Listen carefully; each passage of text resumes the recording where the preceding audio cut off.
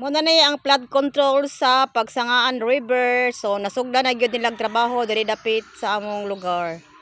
Mo ni siya ang flood control. So medyo taas-taas na gyud, dako-dako na gyud ang ilahang nahimo nga flood control. So hapit na gyud maabot dito sa pinakatumoy.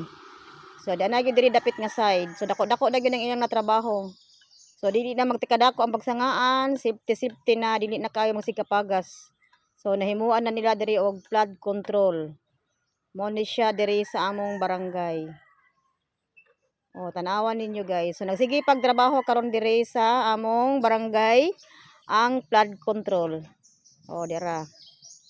O naghangos-hangos pagid ko kay hangos-hangos kanang video nagkurog-kurog. O tanawa.